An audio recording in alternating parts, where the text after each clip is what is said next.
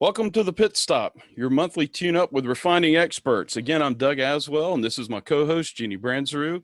Hi, You know, a lady who is always surprising. Speaking of surprising, your hair looks great today. Oh, I See thank something different? you. Yeah. No, Oh. but I might be a redhead the next time you see me. Whoa. Okay.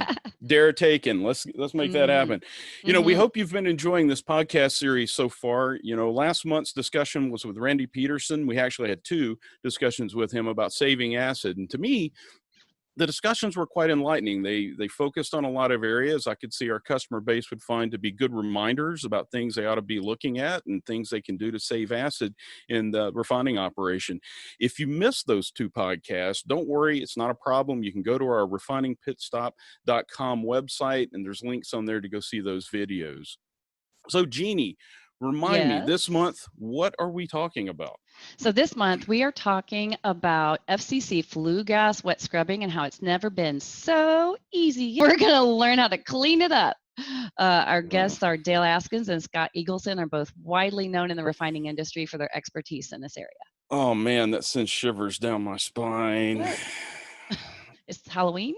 No, hearing somebody say clean it up, it reminds me of my mom when she used to say that when I was a kid growing up, you know, clean your room, you know, it's like, come on. But, you know, as I understand it, we're going to talk about BELCO scrubbers and what they can do for these FCC units and that off gas coming off of them before it goes to the stack. Yep. And so we're going to show you a pre-recorded discussion with our guests, and afterwards we will take questions that you can submit in the Q&A link in Zoom. So feel free to stick around after the video. Yeah, absolutely. And if you get disconnected for some reason, don't worry about it. Try to click on the link that was given to you when you registered, and it should bring you right back in. And then, as always, you can see the recorded video later as well if you missed part of it and want to go back and make sure you fill that knowledge in. So with that said, let's get going on to our next pit stop.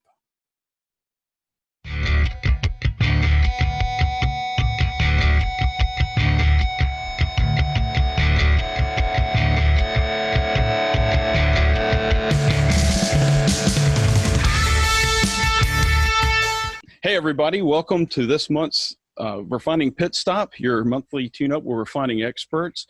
This is Jeannie Brandsrew, and I'm Doug Aswell. We're your host. We're here with Scott Eagleson and Dale Askins, and we're here to discuss today FCC flue gas wet scrubbing and how it's never been so easy. Clean it up. Yeah, clean it up. Let's absolutely do that. You know, we've talking in these series of podcasts about various topics around different parts of the refining industry that Clean Tech has some business in, and we're interested in talking to you today about BELCO scrubbers. And our experts, Scott Eagleson and Dale Askins, are going to talk to us today about one of the more important aspects of refineries that use FCC, and that is the cleanup of that flue gas that comes off of the FCC unit itself. So before we get started doing all that, though, let's get an idea of what we're talking about, some of your experience in the industry. So Dale, Scott, give us an idea of your kind of backgrounds, just, you know, a short summary of what it is you do in BELCO. All right, so I'll go first. I'm Dale. Most of you folks out there with BELCO scrubbers know me. I've been with BELCO for a little over 23 years. Worked in both construction, quality control, went into the service manager role about 10 years ago, and currently I work with turnaround planning, aftermarket sales, and tech service leader in questions from the refineries. Fantastic. That's a long time. Excellent. I'm Scott Eagleson. I'm in business and technology development around the BELCO scrubbing technologies, and I've been working with scrubbers since 1994 on FCCUs. Wow. So I've seen a lot of different applications, and bring that to all of our new work that we do with new refiners and with existing refiners. Fantastic. So just between the two of you, we have over 50 years of experience in this industry. So wow. That's a lot of experience. And that kind of sounds like you're aging some people, Doug. I mean, come on. No, well, I'm 50-ish. So be nice.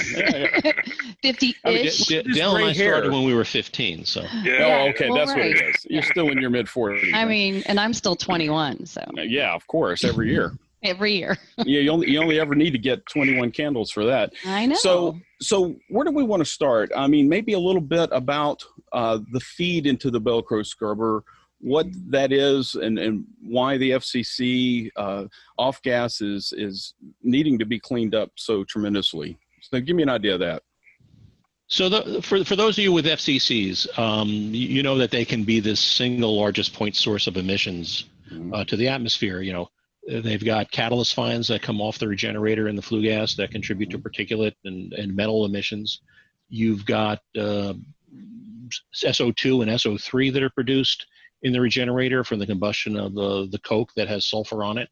And they can also contribute fairly high levels of NOx emissions to the atmosphere. So, you know, for refiners that need to control emissions, lots of people are using BELCO scrubbers for this. We've got over 150 units licensed since 1994. So we've been quite successful in doing this, and then refiners really do value the scrubbing technology we bring aboard. And is this just in the U.S. or is this global? And is there an area that you're seeing more activity or less? Just what's that look like? We do units globally. And I would say the areas that tend to see new emission control projects are more towards developing countries that have had poor air quality and want to bring that air quality up. And one of the things that's identified is, hey, we have an FCCU stack, let's put a reliable control technology on that and bring that down, and that reduces emissions quite low. But if you go through the years, there's been lots of units installed in the U.S., lots of units in China, lots of units in Asia and other places. It's really, you know. So right off the bat, you mentioned those of you who have FCCs. Not every refinery has an FCC unit. I take it by default from that comment. Right. There's many refiners don't have an FCC, but those who do, are aware of it. And that depends on the feedstock and the amount of material. It depends on the feedstocks that they depends really on the product slate and how they want to produce the products. I mean, the FCC is a gasoline making machine. It also produces diesel and is being used more and more often for producing petrochemical feedstocks, propylenes and things like that. So, not every refinery is configured to use an FCC, but a lot of them are. Yep. Okay. And those who do always need to look at emission control. Okay. Yep. So the FCC is where gas is generated that has a ton of contaminants in it, or a lot, let me say it that way. And so the BELCO scrubber is then used to clean up that gas stream before it goes out the stack. Okay. So what is it about BELCO scrubbers that make them unique? Well, so before we do that, can we talk about what are we scrubbing? Oh yeah, well, this will lead us into that. Oh, so what was the question again? So what do the BELCO scrubbers do, and what are they targeted to remove from that gas stream coming from the FCC? So the BELCO scrubbers gives a single device that will control and reduce down SOx emissions, NOx emissions, and particulate emissions out the stack.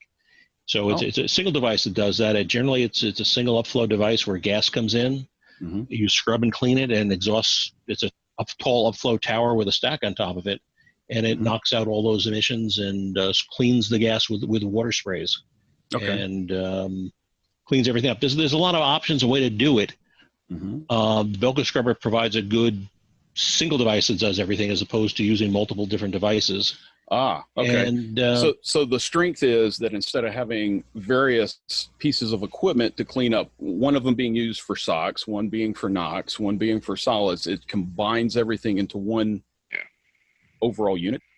Yes, that's a big advantage of the technology. And the other advantage is, an FCC is unlike a lot of different process units and a lot of different technologies that have to get emission controls used for them. An FCC wants to run for multiple years without ever shutting down. And, some place in the world, they may run for 2 years continuously. Right. Other refiners are pushing 5, 6, 7, 8 years without ever having a shutdown. And can a BELCO scrubber last that long in between turnarounds? Yeah. That's a long and a time. BELCO scrubber has proven itself in really running those long run lengths. Wow, that's great. And FCC always doesn't run as smoothly as people would like it to run. You sometimes have upsets and things happen. Things just like any other process. Well, kind of like any other process, but on FCC you might have 20, 30, 40 tons of catalyst that suddenly come over in a, Wow. you know, a 1 hour period where, Wow. you know, the FCCU still wants to run, but they want a device at the end that'll handle that catalyst and keep running also. And the BELCO scrubber has proved itself well in doing that. That's great. So I get an inkling that if in a traditional setup where you have multiple units that are operating to get rid of targeted items, that if one of those goes down, then the whole FCC would have to go down if you had a major problem. Potentially. Yeah, definitely. Okay. And does a BELCO scrubber kind of alleviate some of that potential headache as well? Oh, definitely. Okay. Okay. All right. So, so in that BELCO scrubber, then, are we concerned with feedstocks of reagents and that kind of thing, like water? And I would assume caustic is used because you have SOx and other materials as well. I mean, give us an idea of what you're talking about with the operation of a BELCO scrubber, about what is needed as far as reagents. So at BELCO scrubber, we kind of drew a big box around a BELCO scrubber. We have dirty hot flue gas coming in in the side of the scrubber. So you have to cool it off, of course. And out the top, we've got cooler, wet, clean flue gas. Okay. And so in that process, we're evaporating water. So the system's going to consume some water. In the cleaning process, we're using water to clean. It's also going to spit out a water stream that has the catalyst are removed, the SOx, the NOx are removed, and we're going to push that out to a separate treatment unit to treat that water. So you've got water coming out of the system two ways, out the stack and out the purge. So it's going to consume water. So you have some makeup water coming into the process.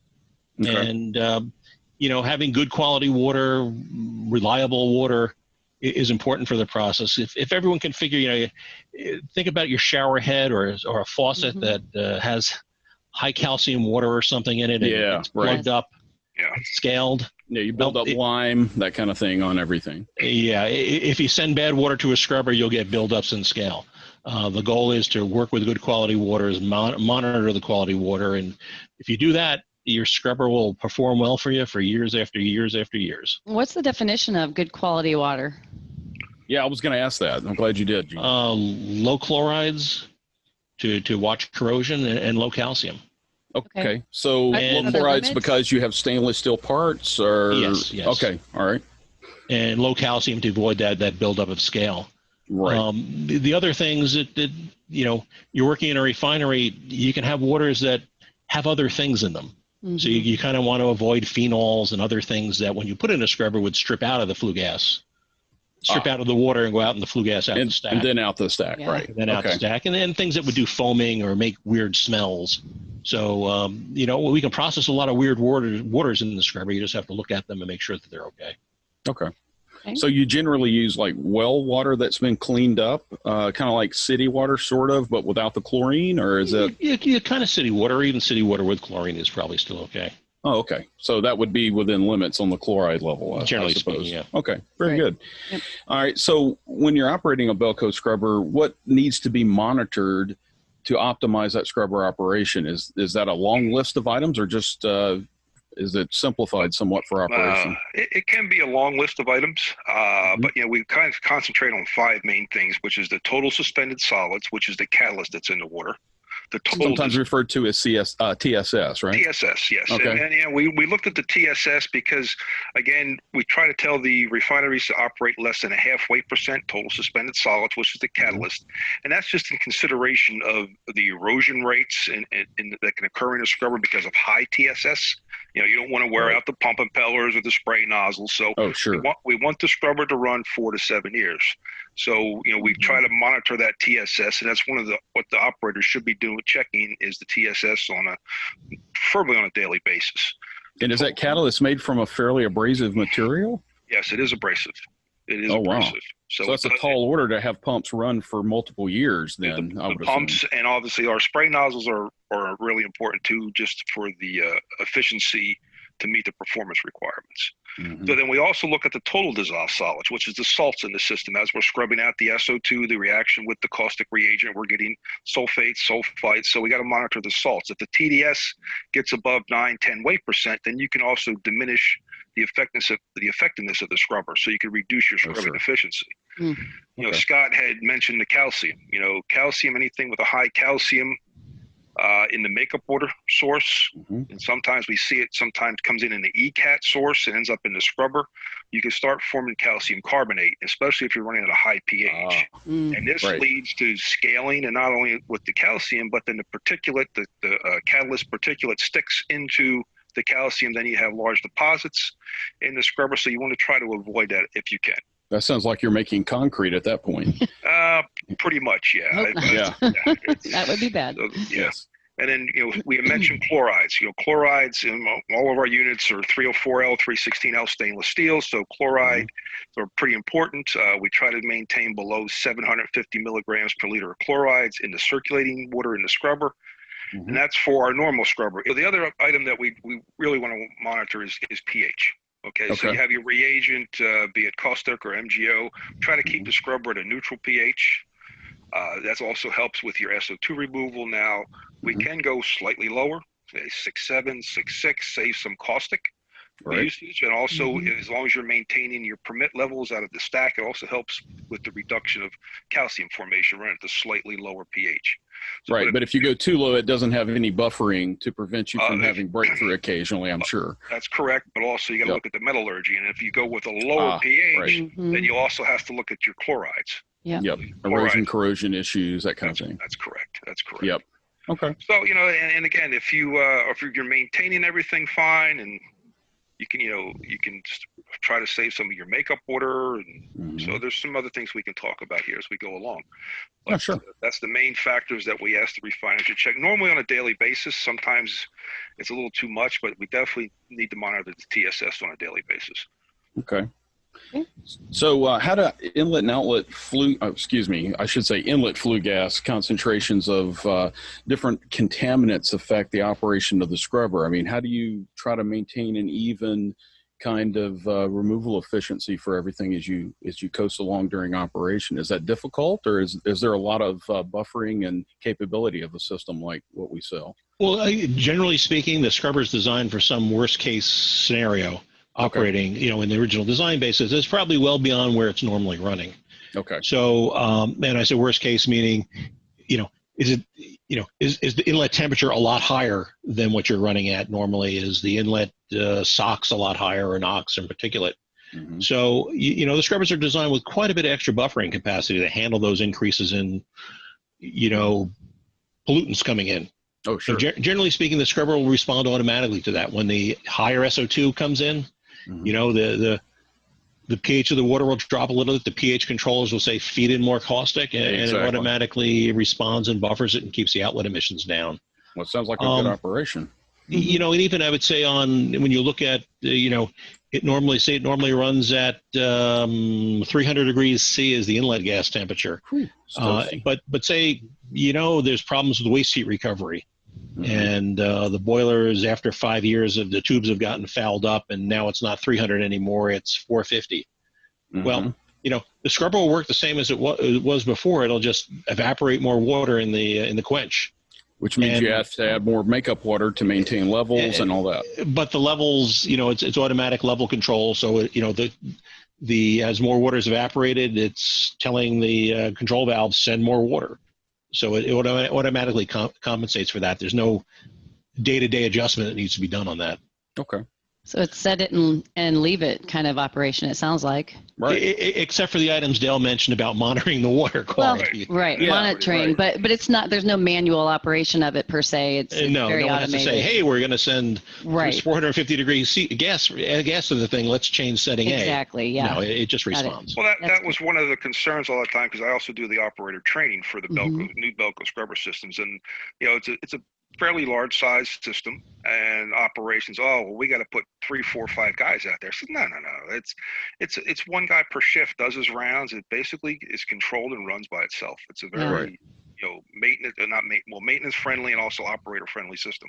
Yeah, that's great. Well, Dale, I think you mentioned that, you know, you have to maintain the solids within certain ranges, and I think Scott sort of mentioned it too in his comments as well. How do you go about doing that? You just grab a sample going out of the pump, and then test it in the lab for total suspended solids? Or, I mean, what are we talking about there? Yeah, we have sample point connections. We have two sets of pumps, basically. You have the set that runs the lower portion of the scrubber, which we call our main scrubber pumps. Two pumps operating normally, one pump standby, so we can switch pumps. And then same way with the filter module loop, we have 200% capacity pumps, one operating, one standby. So we always have sample point connections in those areas. So we ask the operators to take water sample, have it tested at the lab. Now, sometimes the lab gets a little overwhelmed with such water samples, but we also can use what they call an Imhoff settling cone to settle out the solids. It's a quick, dirty check, and I tell the operators all the time, have one out there, use it. It gives you a rough idea of where you're at, and you can calibrate the actual reading in the cone versus a lab sample, so you can see where you're operating at. It kind of saves the lab from being overwhelmed with water samples all the time. And I assume you would be able to then adjust the blowdown based off of what you're seeing in the analysis and change it as you go. Yes, you would adjust your purge rates out to your clarifier and your purge treatment unit to maintain that TSS at the desired level within the scrubber. Sounds pretty simple. Yeah, it does. Good deal. That purge rate is then a manual change based on the TSS readings, or is that also automated in some way? The purge rate is manually set from the DCS, from the control room. It's based on your water samples. TDS, TSS, and any pollutants that's in the system. If it goes above what the BELCO recommendation is, the operator can adjust the purge rate. Okay. So by sending more water out, you bring in more makeup water, and you also help dilute what's in the scrubber already. Yep, absolutely. Right. Okay. And I'll throw in there. I mean, obviously, consuming water and discharging water has a cost to it. So refiners tend to want to you want to minimize the purge to save your water consumption, but at the same time you want to make sure you don't hit those limits. So that's why people do adjust it. Start eroding the heck out of your pumps and wearing pipe and all that kind of stuff. Want to tweak the purge rate to fit within the operating parameters, but still keep the water down at a minimum. And those levels usually don't ramp up all of a sudden because the FCC runs fairly steady state. Your catalysts will go up over time because things in the FCC wear and let more catalyst through. Attrition and whatnot. So just like with every other piece of industrial equipment, you get used to a certain way of operating, and then kind of things get neglected here and there. What would be some of the things that are commonly neglected that you see with operating scrubbers that we've installed, and what are the relevance and importance to the operation, just so that folks have an understanding of what it could affect? Well, some of what I've kind of seen over the years is, one, water samples. Everybody doesn't want to take the water samples. It's time consuming. I don't have time. I don't want to do it. That's important, especially with the TSS is important.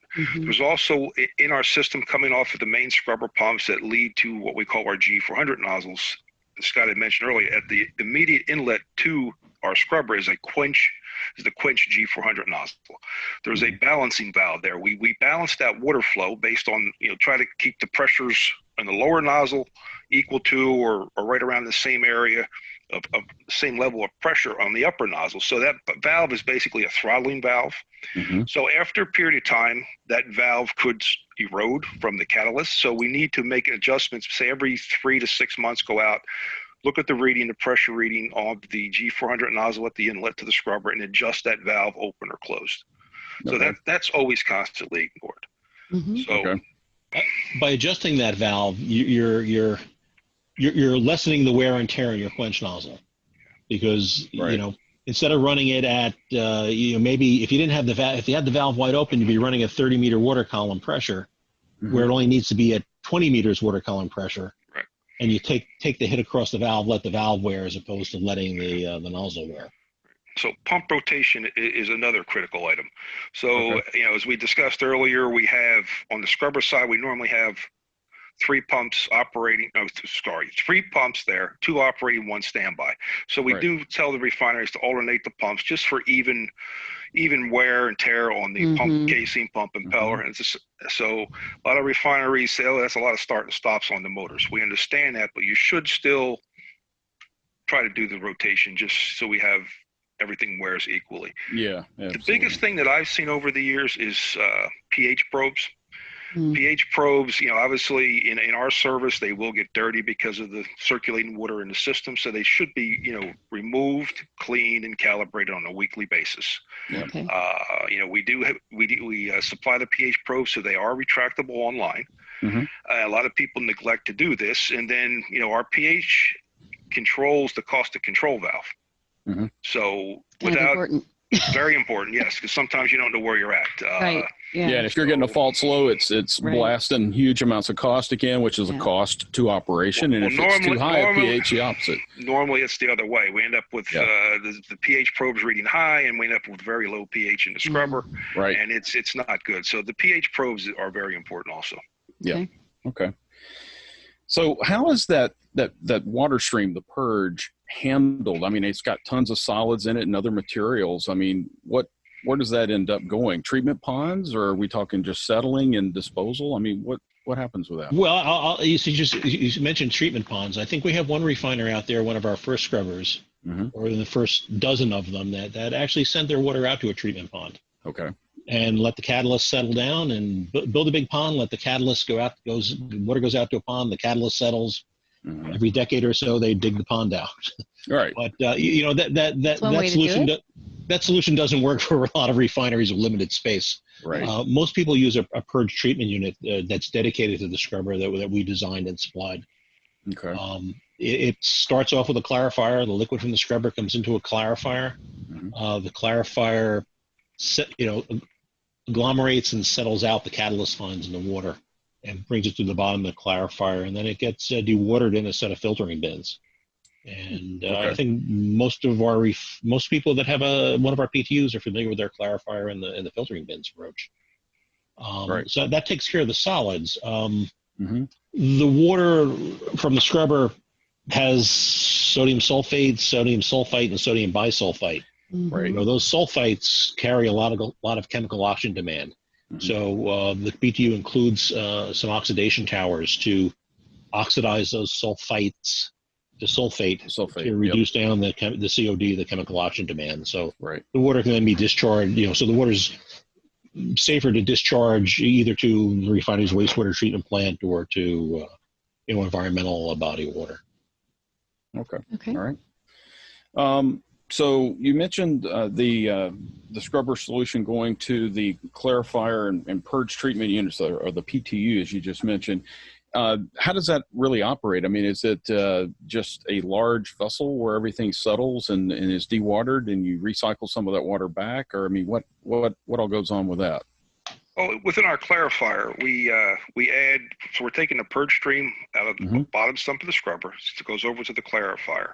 So there's different methods we use just in between the scrubber and the clarifier. Sometimes we have a mixed tank in front of the clarifier, a small mixed tank, which we inject either a flocculant or a coagulant, which helps settle the catalyst in the bottom of the clarifier, or we used to previously inject that chemical directly into the line that was coming over to the clarifier. Clarifier has a rake inside of it, turns very slowly, half RPM, 1 RPM, helps settle the solids into the bottom of the clarifier. So at the bottom of the clarifier, we have a pinch valve set up on a timer, and it opens a period of time. Every so often, it relieves the sludge out of the bottom of the clarifier into the dewatering bins. Right. So the clarified water, clean water, goes off the top of the clarifier and flows over to the oxidation tanks. So as the sludge or catalyst goes out the bottom of the clarifier, goes into the dewatering bins. The dewatering bins has a filter cloth in it. The catalyst is captured in that filtering cloth. One of the things I've told all the refineries, and I see all the time, the dewatering bins have normally a 2 or 3 inch valve on the outlet of the bins. The operators like to open those valves up fully. I tell them just crack them, let the water leach out, because if you open up and too much water flow, you just pull the catalyst back through. So as that water leaches out of the dewatering bins, it gets pumped back up to the clarifier. So if you try to pull the water out of the bins too fast, you're just short-circuiting the system. You're taking the catalyst back out of the bins and back up to the clarifier. So just let it leach out. And it works very well. It works very well. All right. Okay. And Sounds then like a slick system. Yeah, exactly. So and then another question would be, you have to convert the bisulfites into sulfates that you have in that scrubbing liquor. How do those oxidation towers operate? Is it just a simple sparging operation that it sits for a certain amount of time and then comes out is converted into sulfates? I mean, is there anything special about that? No, pretty much. We have, it's either 2, 3, it could be up to 4 oxidation towers, just depending on the size of the FCCU and the scrubber. So we do have some oxidation blowers, normally 1 or 2 operating, always have a standby, just in case, you know, we have to do maintenance on one. And we're blowing air into an air sparger in the bottom of the tanks. The air bubbles up and helps with the COD removal. There's also a mixer inside the tank that helps with the reaction. You know, over the years, you do have to do some maintenance on the oxidation tanks, mainly the spargers. The sparger holes do get plugged sometimes with catalyst or deposits, and you'll see a back pressure start building against the blower. So you do have to go in and clean. Now, I have some refineries, they'll contact me and say, hey, I'm having an issue with COD. Well, how's the oxidation tanks and the blower operating? Well, the oxidation tank's been offline for the past 2 years, so I really don't know. Oh, man. So you do, you know, there is some maintenance, and you do have to maintain it. So it's just normal operating. You can monitor that back pressure, you know, and watch the trend on that, right? And then once you start seeing that start to trend upward, then you know, might be time. And the way that our oxidation tanks are piped, you know, they operate in series, so we can isolate one tank, bypass it while they're doing maintenance, and have the other ones operate. Right. Yeah, perfect. Yeah, absolutely. Makes sense.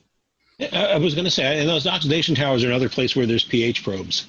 So it's another area for you know, operators to, you know, keep track of the monitoring and cleaning those pH probes to have the oxidation towers work. Yeah. Do you add additional caustic to those if you see the pH drop, or I mean? Well, again, they're pH monitors, and there is it goes to a flow control valve that meters in the caustic. So it's automatic control, but you know, it's not going to work right unless the probe's reading correctly. Yeah, exactly. Yeah. Exactly. Instrumentation. So it sounds like just some minor instrumentation that's very common, not super over the top as far as doing recalibration, recertification for operation. So it sounds like it makes the operation of the scrubber quite simple, actually. Someone with not a whole lot of experience in other chemical industries can understand much of what is needed to keep a BELCO scrubber operating well. I mean, said differently, even Doug could probably run one of these. Yes, exactly. Well, it's one of those, you know, few areas in a refinery where the mechanical engineer can talk chemistry. So you've got me as a mechanical engineer talking process chemistry with chemical engiers. So, you know, scrubbers I understand, and we make them work well for the FCC, but as soon as we start talking C4s and C3s, they start to lose me a little bit. That organic chemistry, that's it. Yep. None of that. So in a nutshell, it sounds like the BELCO unit actually takes a lot of different operations, makes it into a nice small footprint, and you know, right underneath the stack, and makes everything that takes whatever contaminants you have in an all-in-one unit, and it does a really good job of doing that, is what it sounds like to me. Oh, I'd agree with you 100%. Yep, absolutely. With reliability being a really important piece exactly. Of the whole puzzle as well. Yeah. You know, it's an excellent solution, you know, for controlling those emissions and letting the refiner, you know, concentrate on operating the FCC and let the scrubber, you know, handle what it needs to handle, you know, without a lot of attention. But, you know, we don't want to carry that concept too far to say no attention. Right. Right. You know, so minor important attention really makes the scrubber shine. Yeah, absolutely. And really backs up that long run life. Yep. Right. And that has been ranging upwards of 5 to more years is what I'm gleaning from this as well. Is that? What's the longest run length you've ever seen? Yeah. 7.5 years so far. Wow. Yeah. That's awesome. Continuous operation. Where was that, in the States, or was that overseas? That's in the United States right now. Yes. Yes. Fascinating. Great. Yeah, I'm sure there's a lot of other, you know, things that play into long run length, but certainly reliability on the flue gas is a big one, amongst other things. So. Well, I was going to say, we try to stake our claim as, you know, as long as you can run that FCC, our scrub will be running with you. Right. You know, you'll be making more gasoline. Something is going to happen in the FCC to bring the process to the end of that run length before it happens in the scrubber. Right. Absolutely. Exactly. Yeah. Yep. Well, great. Right. We want to tell our those of us who are visiting and watching this podcast to stick around. We're going to have a bit of time for some question and answer, and Scott and Dale will be back with us to be able to participate in that as well. All right. Sounds good. Thank you, everyone, for joining. Q&A coming up. All right. See you guys later.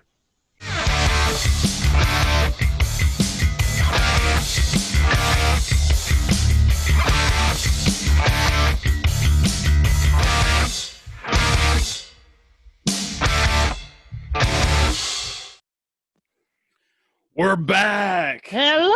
And I hope that you found this discussion with Dale and Scott very interesting. Welcome panache. back to the Winner's Circle, Dale and Scott. It's nice to have you back with us. Hey, Jimmy. Hey. Hey. Good to have you with us. Hey.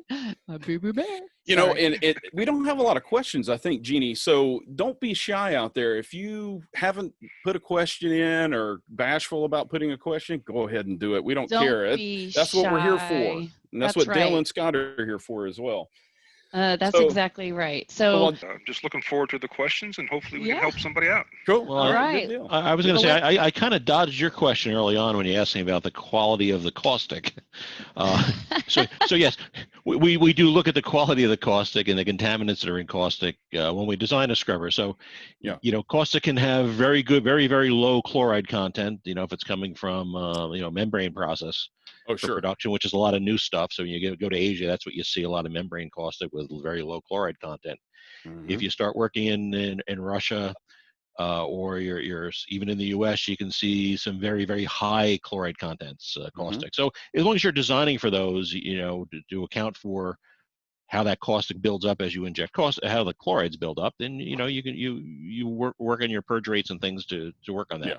So that's just another variable to monitor and watch out for. Certainly, you don't want to have corrosion of your stainless steel parts from the chloride being present in that circulating liquor. Right. If you design for something that's going to be 1.1% NaCl and 50% weight caustic, which is typical in, say, the U.S., you know, you can certainly run it with high quality membrane caustic that has 0.1% NaCl and 50% weight caustic. Absolutely. But it's hard to go the other way. Yeah, exactly. All right. Well, so we've got our questions queued up, ready for our Jersey boys. Yeah. Both Dale and Scott hail from New Jersey, the Garden State, if I am remembering correctly. Yeah, I think that's what you call it. Also, it could be called the Bear State too. I know there's a lot of bears in parts of Jersey too. They're roaming around. Some sandwiches that they're popular for. I don't know. Anyway, so let's start with some questions. The first one is, what turnaround cleaning improvements do you recommend?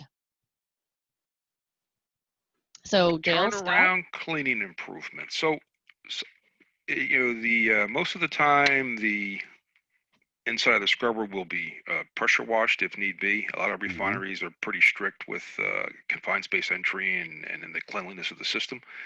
Now, there is times when we have deposits related to calcium, and we've assisted a few of the refineries with a chemical cleaning application that was actually developed at one of the refineries it was actually in Texas, in the Houston area, when they first came across calcium carbonate scaling. So, you know, we help them out with that. We make our recommendations. The chemical may have to be adjusted based on the actual deposit, the refinery makeup order, but it works very well. So if there's any items or any issues coming up, I mean, you can always contact us and we can make our recommendations and follow up with the individual refinery.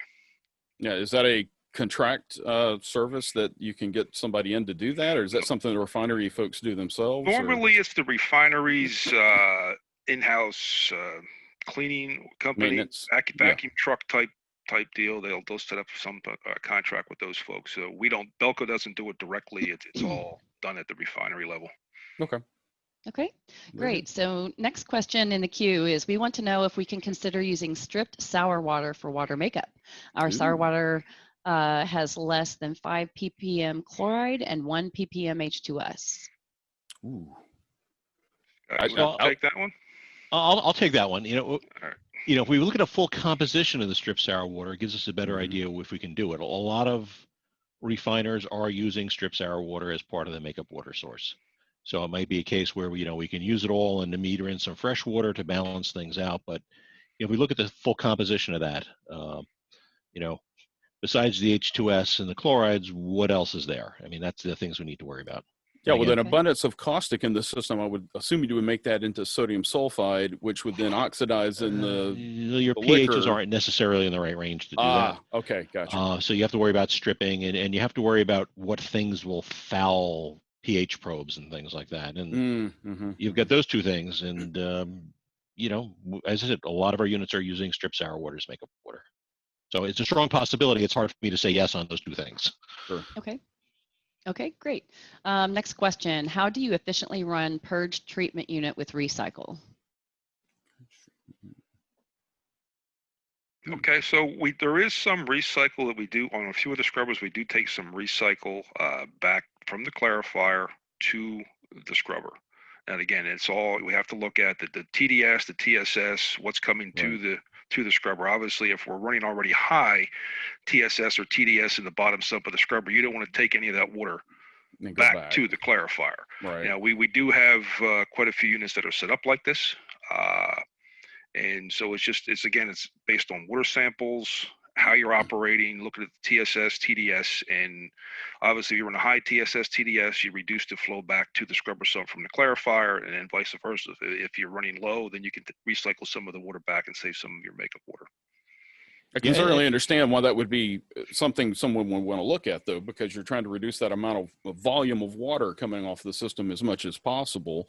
And if you can recycle water back, okay, it's going to go out the stack as evaporate. But yeah, you got to watch out for those contaminants in there. I'm sorry, Scott, you were going to say something. I was going to say candidates that can use, let's say, clarifier overflow recycle to say, instead of purging it all out of the system, send it back to the scrubber, tend to be ones that have in comparison, very high particulate inlet loadings.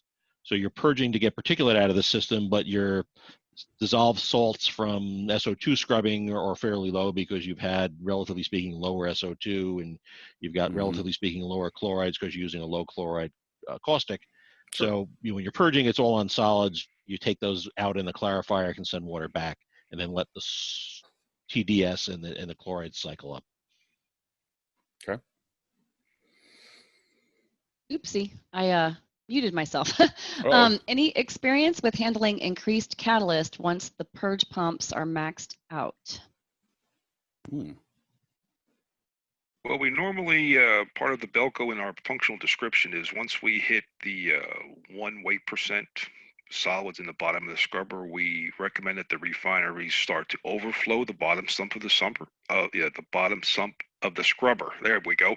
And we do that because we do have a high level overflow in the bottom of the scrubber, just there as a safety device, so we don't back up any water into the incoming ducts, but we also use that as the overflow. So we would increase makeup water flow. We could also increase the emergency water line to one of the quench nozzles, which will bring in additional water into the scrubber, raise the levels in the bottom sump. The bottom sump will overflow and goes outside of the scrubber. Now, a lot of the refineries do have a pit, swimming pool, so to speak, where all this overflow and the excess catalyst would go.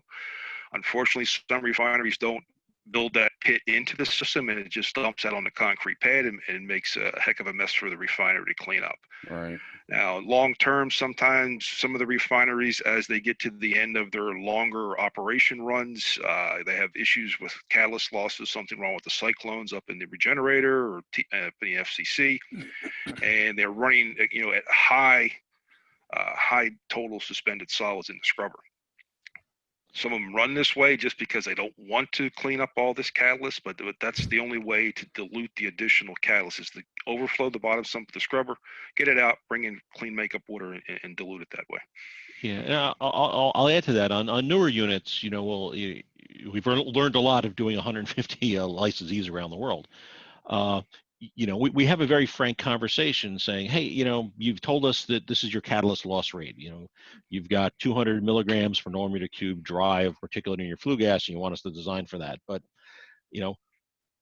how much catalyst can you afford to lose out of the FCC and still run it?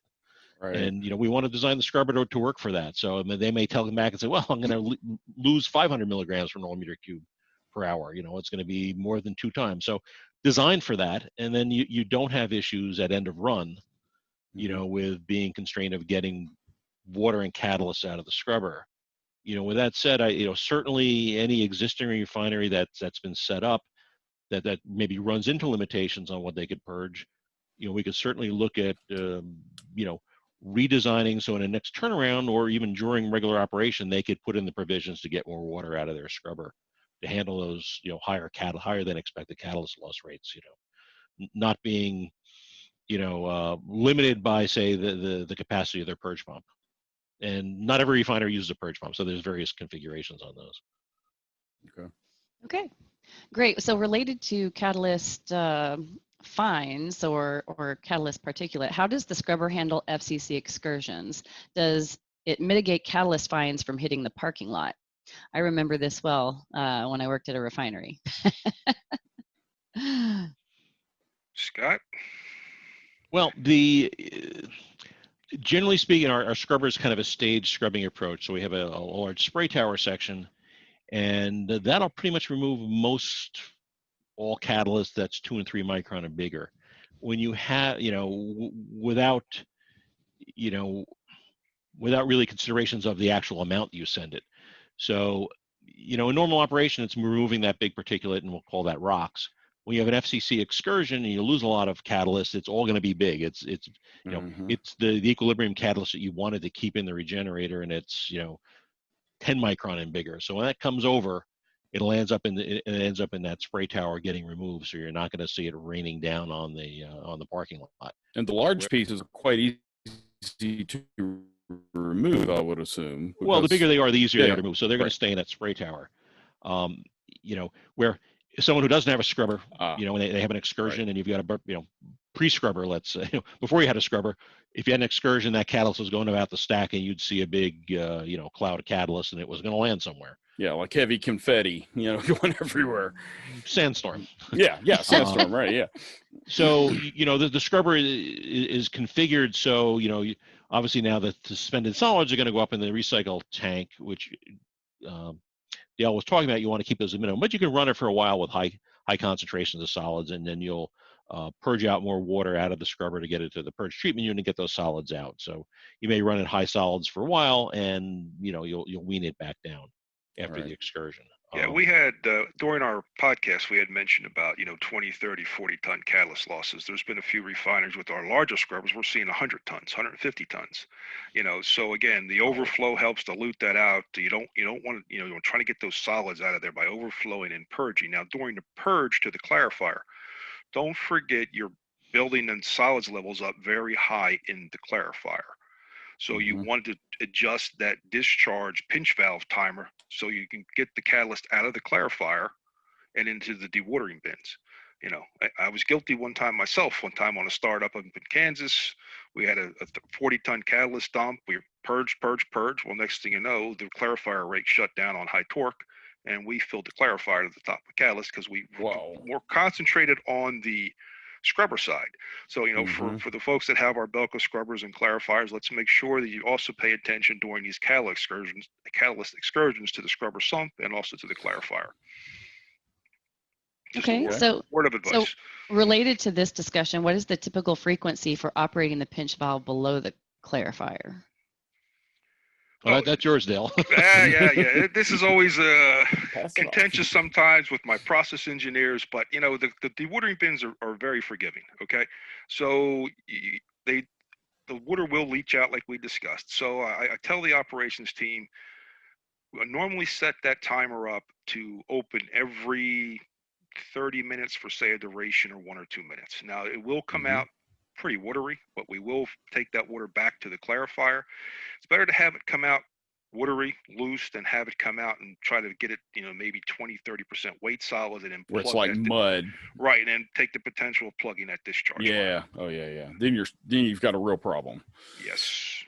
Yeah. So but at the bottom of the clarifier, though, we do have a ram valve that goes up and unplugs the bottom of the clarifier. It does plug, and a back flushing line. So there are provisions there in case you plug it. Or as some operators do, they'll just take a 2-pound hammer and beat the line until it becomes unplugged, which doesn't help matters either, but that's sometimes what happens. Yeah. Okay, so we have another great question about NOx. Could you please elaborate on the NOx reduction in the scrubber? Can a scrubber designed for SOx and PM reduction cater to NOx reduction as well? Yeah, we didn't talk about NOx actually a whole lot, Scott, when we were having our recording. I think you mentioned at some point about ozone injection for NOx or something Well, like yeah, that. not in our recording, but we've talked about our scrubbers before. Right. So we can do combined SOx, NOx, and particulate. The NOx Mhm. aspect of it, we use a process, the Lotox process. And what we do is once we've quenched and saturated the gas with water sprays, we inject ozone-rich gas into the flue gas. Right. And in the cool saturated conditions past the quench nozzles, the ozone reacts with the NO to drive that from oxidizer from NO to NO2 because the ozone's a very strong oxidizer. Right. And on FCC, about 95% of the NOx is NO. So you'll drive the NO to NO2, and then the NO2 is then oxidized by the ozone to N2O5, and in the presence of the water vapor, the N2O5 forms nitric acid. And then that nitric acid that's formed is scrubbed by the same liquid to gas contact and buffered water that removes the SO2. Yep. So that's a very good way to remove NOx. And the caustic turns it to sodium nitrate and it stays in solution. And correct. Yeah. But from a configuration standpoint, if someone wants to control NOx, it's great to know, at the beginning of a designing of a scrubber that may be a consideration later on, and then we configure the scrubber because there's a little bit difference in physical configurations between the scrubber that's just configured for SOx and particulate and one that's configured for SOx, particulate, and NOx. So we would configure the scrubber at day one to maybe control NOx in the future. So it's built right, built the correct way, and then later on, you have to add the ozone generation for someone who wants to do it in the future. For someone who wants to do it now, we would do that right now. And we have a lot of units running with NOx control. For units that were designed years ago or designed without the consideration of controlling NOx in the future, there's a lot of units out there, we can look at what the physical configuration is now and look to see how to fit in that NOx control into that existing scrubber. How to integrate it into existing. It could be maybe we need to add some extra height in the scrubber tower. Maybe we need to add a little reaction device ahead of the scrubber tower. Sure. But we've done a lot of different ways to configure that to build the NOx control into an existing scrubber. Sounds pretty flexible then. Yeah, Well, and we've actually gone back and made some modifications to those early on scrubbers to accommodate the NOx reduction. Oh, very good. So we have a question about CO2 capture. Do you have any experience in CO2 capture from the flue gas leaving the FCC region? We've studied this with lots of different clients and consultants that have been looking at it, and our scrubber itself is not going to remove CO2, but certainly we can clean it up before a CO2 removal device goes in. You look at CO2 recovery, most of the things that we've looked at or people have looked at need a lot of protection before you ever get to that CO2 removal process. So we haven't done it. We've certainly done a lot of studies of cleaning up before that gets used. And again, it's economics, people looking at how best to do that and what fits best in with the refinery. Okay, so questions keep coming in, so this is good. Oh, good. Any history of well cracks and how to manage in the stainless steel walls? Ooh. We've not had any, that I'm aware of anyway, of any failures in the scrubber vessel, in our scrubber vessels. I mean, we do see a little bit of erosion on some of the pipe fittings in different areas of the scrubber after 10, 15 year, 3 turnaround operation type deals, but I'm not aware of any type of cracking that's occurring on our solid stainless steel scrubbers. Now, I know there's been some issues where there was clad material used in the interior cladding because of, it looks like poor weld quality broke through, but I'm not aware of any type of cracking that's occurred in the scrubbers. Okay. Interesting. So here's a general question about operations. So what are some troubleshooting and operational design guidelines? For example, recommended boundaries to operate within. All those boundaries are normally provided in our BELCO functional description. Each refinery, each scrubber has a specific functional description. It's relatively the same. I mean, we look at the water quality, the TSS, TDS, the caustic things of that nature. Flue gas, SO2, SO3 concentrations, that's all up front. Caustic control. I mean, it's just basically most of what we discussed during the podcast. Scott, Yeah, you want to add anything to that? maintenance of Well, pH probes and all that kind of stuff we talked about too. I mean, from an operating parameters, it's making sure you're within the boundaries, as Dale's saying, on the TDS, the chlorides, the calcium, and the TSS within the scrubber tower. That's what can be monitored and controlled at the scrubber side of things. We're not going to do anything to control anything that's coming into the FCC, in from the FCC to the scrubbers. That's right. People want to operate the FCC. It's going to generate what it generates based on its operation and its feedstocks, and the scrubber is going to do its best to react and deal with those things. And it'll run as long as you keep those operating parameters within the guidelines. Sure. Now we do have refineries that come back to us, say 4, 5, 6, 10 years after the scrubbers and operate, say, hey, I've changed the incoming flue gas rates or particulate loading or something to the scrubber. At that time, we would work with the refinery, review the new process conditions, make any recommendations to upgrade the scrubber. So we do work with the refineries in that aspect also. Yep. Yeah, I understand it does. We've done a good job at some people that push capacity well beyond their design plate and debottleneck the scrubber. Isn't that the same in every industry, though? You build a plant for X many tons a day of production, and within 5 years, you're pushing that to 10% more, and then 10 more years down the line, 10% more, and you eventually get to that cliff where it's like, oh no, what do we do now? Very normal. Very normal. And I have to say, we've had lots of customers, push us off the edge of where we thought that limit was. Right off the Grand Canyon, yes. and the scrubbers are working well. So good. I mean, the edge boundary was moved from where we thought it was. Right. Okay, so there's a comment here. Hi, Scott and Dale. Thanks for sharing info on BELCO scrubbers. Can you please share what is the typical temperature of off-gas outlet to the scrubber? How much makeup water is required in continuous operation? Well, that's all relative based on the enthalpy of the. I get to show off with some chemistry stuff. All based on the enthalpy of that inlet flue gas. The higher the moisture content, the higher the inlet temperature. The when you quench and saturate the gas, you'll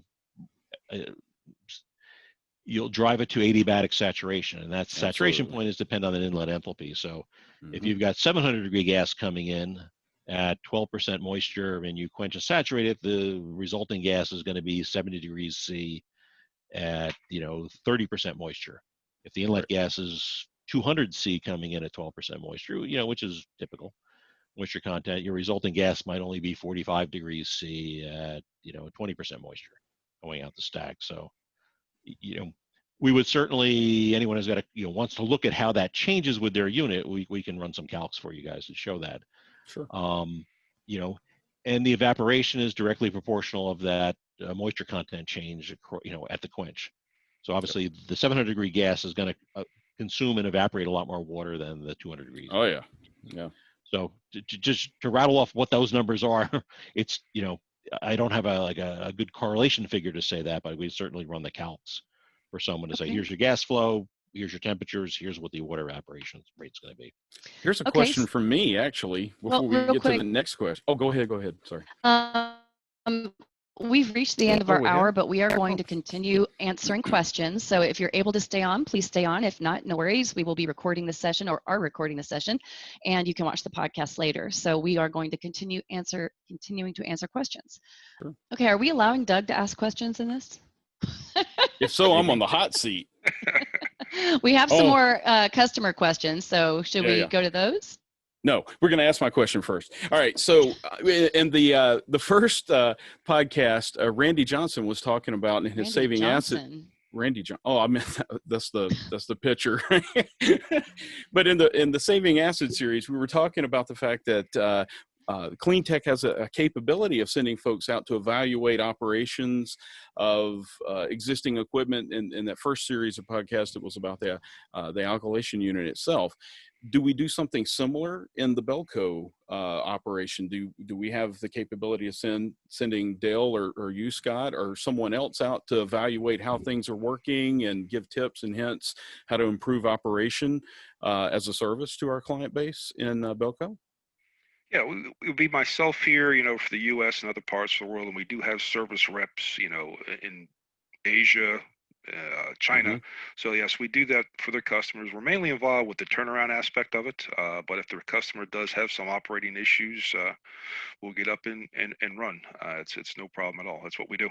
Okay. And I was going to say, and someone who's bought a scrubber from us, and they've got a question that, we encourage them to call us whenever they got a question in operation. We answer them, we get them the answers they need. We don't bill them for that answer, by phone or anything like that. We want their unit to be operating well. And that's been, I'll throw in, when we talk to new customers, I can tell people all about our scrubber and what great things it does. What really drives the point home is when they go to visit a unit for a client that's been operating a unit for 10 years or 20 years. And then that client, without my coaching, tells them how the unit runs. And that's what sells new scrubbers, is that customer being very satisfied. And, part of our service to keep that customer satisfied is answering questions and helping them optimize that operation well after, their units, been sold and built and passed performance tests. And still taking a licking and keeping on ticking, to bring up another old advertisement line. So yeah, and it's Randy Peterson. Sorry, Randy, if you're watching this. Try not to throw any arrows my direction, Randy. Yeah, Doug has issues with last names. I do. I don't know what it is. This. Yeah. Poor Dale's been the subject of that. Okay, butchered. So we are going to move on to the next question. Do BELCO scrubbers use alternate agents? Or sorry, reagents, my bad. So as I said, by and large, most units use NaOH as a reagent for the scrubber. It's caustic soda solution. It's pumpable. It comes as a liquid. Refineries are very comfortable pumping liquids. Some parts of the world, magnesium hydroxide. You typically buy it as MgO and slake it to make it magnesium hydroxide. It is an affordable reagent, and we have a number of scrubbers running with that.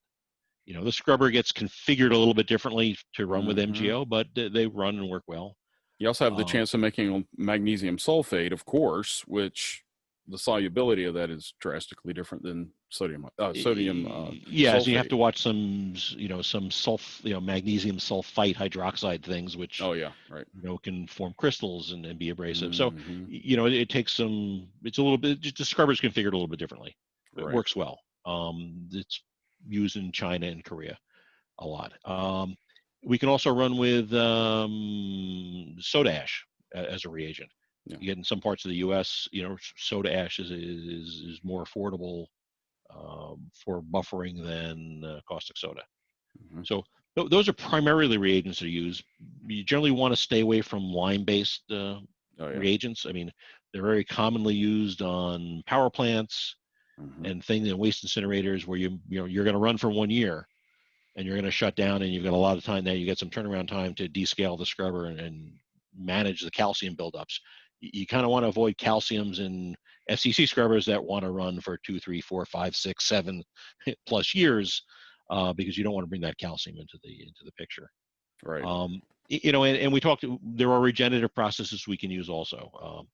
We've got some BELCO DuPont regenerative processes we can use to scrub SO2 and then strip concentrated SO2 off the regenerated buffer to send, say, over to an acid plant or to feed into an SRU, and then send fresh buffer back to the scrubber. Okay, we have 2 more questions here. Would the clarifier be necessary if there is an ESP? Yes. That depends on how much catalyst is coming over past the ESP. And how reliable that ESP operation is as well. That's correct. I mean, we're still removing some catalyst in the scrubber. So yes, there will be a clarifier. Now, some of the refineries elect to put in their own type of PTU system. So some refineries don't have a BELCO clarifier or PTU. It's just how they installed the system originally. But we're still collecting some particulate, if in the scrubber, if there was an ESP upstream of the scrubber. Well, and I'll throw this in. It also depends on where the water is going. If you have an ESP that's doing a very good job at removing lots of particulate, and not very much is going to come out in the scrubber, some will, because the ESP is not 100% efficient. You know, is the amount of catalyst that's in the scrubbing water something that needs to be dealt with? You know, if you're going to go to your wastewater treatment plant, you know, does that catalyst add to your solid load in the wastewater treatment plant? You know, if you had a good performing ESP in front, it probably isn't that much catalyst, and it probably doesn't add to the load of the wastewater treatment plant. And I'll throw in that most people use a clarifier when you, let's say you don't have an ESP and you have a lot of catalyst. Use a clarifier because you want to dewater the catalyst on its own and have it as a separate dewatered waste, and not have all that FCC catalyst mixed in with the biological stuff on the wastewater treatment plant, because it's easier to handle when the FCC catalyst is standing on its own. It's not necessarily, it's not considered a hazardous waste. Where when you get all that stuff mixed in with a biological plant, you know, it becomes more of a mess to deal with. Okay, Scott, how many Lotox applications do you have so far? I had my installation list in front of me. I don't have it open. I apologize for that. I think we have 35 units that are configured for using Lotox either actively or in the future. And I want to say there's about 20 that are operating with Lotox now. So about 2/3 of them are actually operating them.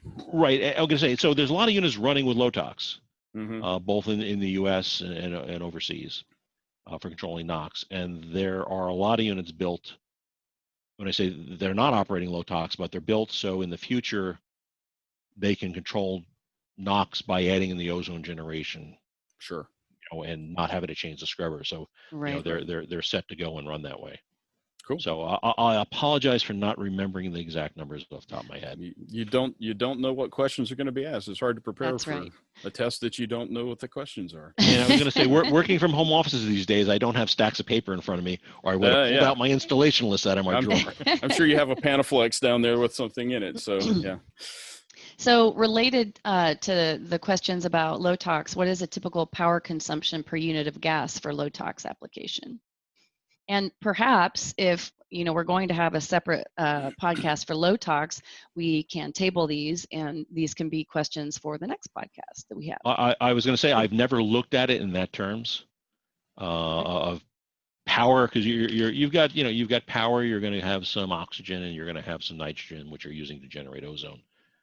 Sometimes you'll use instrument air to generate ozone, but you know, we would run the calcs for specific applications. So if someone's got a question, we can certainly run the calcs and tell them what the power and the reagent usage is. Okay. And there is now just one question left. So could you explain why the spray tower pumps do not use a permanent strainer? Our operating instructions say it is a temporary strainer and should be removed. So yeah, like I said, we had two sets of pumps. We have the scrubber pumps, and then which is the bottommost sump in the scrubber, and then we also have the filter module pumps. So we do not recommend operating with permanent suction strainers. One, it obviously, you know, disrupts the flow to the pumps. It does cause some cavitation in the pumps. And also, even though these strainers aren't a fine mesh strainer, you know, pretty decent sized holes in them, if you do have a catalyst upset, it's going to block up the suction of the pump. Okay, so that's one of the reasons why we don't recommend that at all. You know, normally during a startup, we do have the temporary strainers, and we'll pull them 2, 3, 4 times, because you do find a lot of construction debris coming through. No matter how much you flush the pipe, there's always something. Welding rods, hard hat or two. Sandwiches, gloves. Yeah, exactly. You know. Plastic bags, 3-pound hammers, crescent wrenches. Yeah. But, I've been on construction sites before, guys. I know what you mean. But, you know, on the discharge of our filtering module pumps, we do have a permanent strainer basket there. It does have a differential pressure transmitter across it, so we know when it has to be blown down or clean. And that's basically just to protect the filtering, the F-130 spray nozzles in the filtering module from getting plugged. So with any type of large material. Yeah, and unless someone's finding ways to throw the big hammers and hard hats in through the manways while the scrubber's operating, you know, you really don't need the strainers. Right. Yeah. On the pump suctions. Right. Yep. Okay, well, that is the end of our Q&A session. So thank you, Dale and Scott, for all of this great information. Yeah, and we also want to extend a thank you to our audience for joining us as well. You know, we at Clean Tech want to let you know that you as our customers, we have an unwavering commitment to you, and we really want you to hear from you in our survey. So there's a link somewhere, I think on our website, isn't it, Jeannie, for the survey? I believe you'll get an email directly after this recording. Oh, that's right. Yep. Yep. Yeah, absolutely. I believe so, that's how this works. please tell us how we're doing. Yeah, well, I should know that, but I'm thankfully to have you as the anchor there. Mhm. But nonetheless, we want to know what you feel about what we're doing. Are we asking the right kind of things? Are we giving the right kind of information? There's always room to improve what we're doing here. And what else do you want to hear about? Yeah, exactly. That's the reason why we're doing this. We want to answer questions you have. So next month, we're going to be discussing spin acid regeneration with a legend in that industry, Kirk Bailey. Some of you in North America may have met him. We'll certainly introduce him in that session. And we're going to be talking about how these sulfuric acid plants are an indispensable part of the operation of sulfuric alkylation units that are out there. So, and if you haven't registered for that podcast yet, please do so as soon as possible at refiningpitstop.com. And remember, we're going to be broadcasting these podcasts the first Wednesday of every month. That's the schedule we have. So just keep that in your mind and be on the lookout for notes from us, emails from us, advertising the next one. Yep. And we look forward to having you back with us. So until next month, keep it running down the track, and we'll see you the next time you come in for a pit stop. All right. Bye, everyone. See ya.